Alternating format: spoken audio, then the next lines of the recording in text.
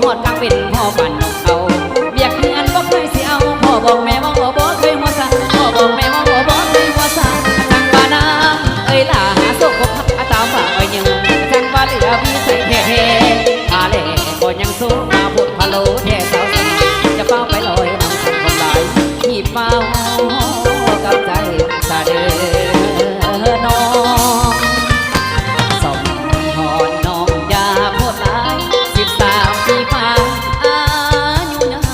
ต่ำเรื่องการเหียนยังบ่ทันจบซ้ำอย่าเป้า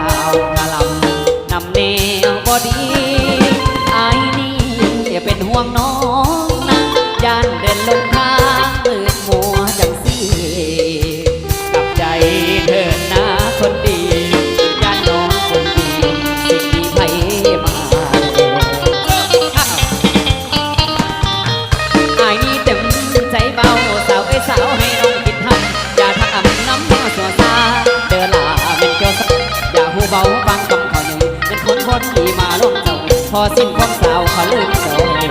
บ่เห็นหัวหอยเขาซ้ำ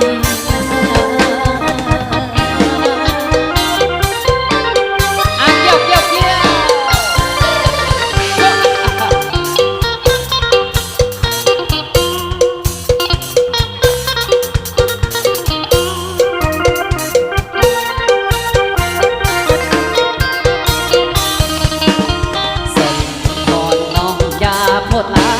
13 ปีผ่านอายุยังต่ำเรื่องการเหียนยังบ่ทันจบซ้ำอย่าเฝ้า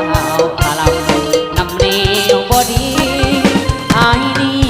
เป็นห่วงน้องนะย่านเดินลงทางมืดมัวจังสิกับใจเถิดนะคนดีย่านน้องคนดีสิมีไผพาแลไอ้เต็มใจเบาสาวไอ้สาวให้น้องคิดทำอย่าถลำน้ำแนวสัวซาเดินลาเป็นเจ้าเศร้าอย่าหูเบาฟัง